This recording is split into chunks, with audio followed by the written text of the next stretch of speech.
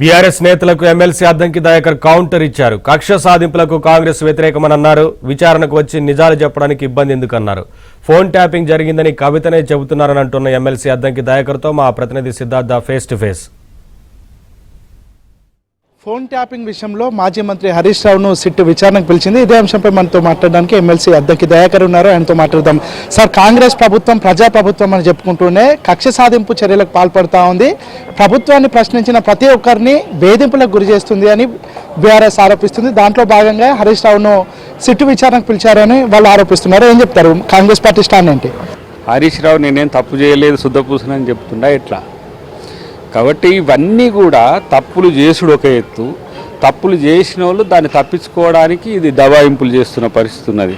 ఇప్పటికీ చాలామంది బీజేపీ వాళ్ళు లేకపోతే ఇతర పార్టీ నాయకులు ఏమంటున్నారు, ఇంకా ఎందుకు బయట తిరుగుతున్నారు వీళ్ళని చెప్పట్లేరు. ఎన్ని కేసులలో not even one phone tapping case కాదు కదా, కాళేశ్వరం నుంచి మొదలు పెడితే ప్రతి అవినీతి కేసులో ఇప్పుడు నలుగురు ఉంటే ఇప్పుడు ఆ నలుగురిని ఒక ఆమె ప్రశ్నిస్తుంది వాళ్ళ ఇంటినే కవితమ్మ. మరి వాళ్ళ దానికి సమాధానం చెప్పట్లేరు. ఫోన్ ట్యాపింగ్ విషయం ఒక ఎత్తు అయితే పొద్దుగానే లేస్తే ఏమో దబిడ అని చెప్పేసి ఏదో మాట్లాడే హరీష్ రావు వీటికి ఎందుకు సమాధానం చెప్పట్లేదు. అందుకని ఫోన్ ట్యాపింగ్ ఇష్యూలో సీరియస్గా సిట్ చేసే కార్యాచరణకు మద్దతు చెప్తే మంచిది, లేకపోతే జరిగిన వాస్తవాలు చెప్తే మంచిదని నా అభిప్రాయం. అంటే ఇప్పుడు సిట్ ఎప్పుడు విచారణ చేయాలనేది కూడా హరీష్ రావు చెప్పతా ఎట్లా నాకు అర్థం కాలేదు.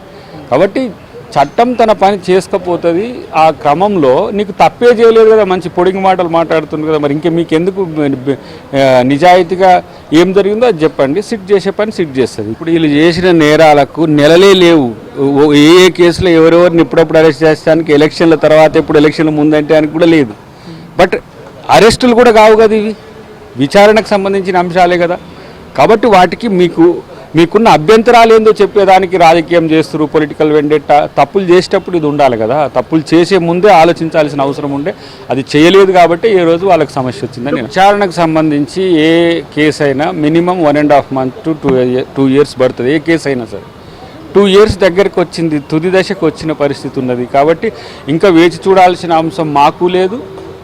చట్టం ఏదైతే మాకు అవకాశం ఇస్తుందో దానికి సంబంధించి చర్యలు తీసుకోవడం ఉంటుంది తప్పితే మా అంతటగా మేము తీసుకోవడానికి కూడా లేదు.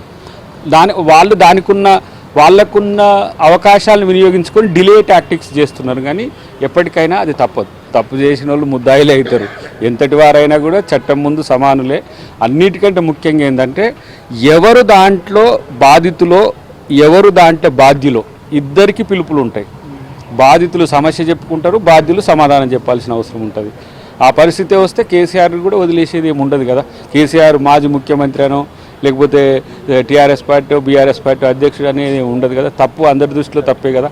కాబట్టి కాన్సిక్వెన్సెస్ ఇంకా ఈయన చేస్తే ఇంకేదైతే ఎవరి విషయంలో కూడా తాత్సారం ఉండదు.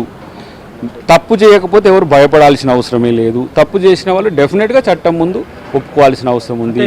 విచారణ జరుగుతుంది. విచారణలో నిజానిజాలు బయటకు వస్తాయి. ఒకవేళ తప్పు జరిగిందని తేలితే ఖచ్చితంగా వాళ్లకు జైలు శిక్ష పడే అవకాశం ఉందని ఎమ్మెల్సీ అద్దంకి దయాకర్ చెప్తున్నారు. వీడియో జర్నలిస్ట్ రాజుతో సిద్ధార్థ, ఏబిఎన్ ఆంధ్రజ్యోతి, హైదరాబాద్.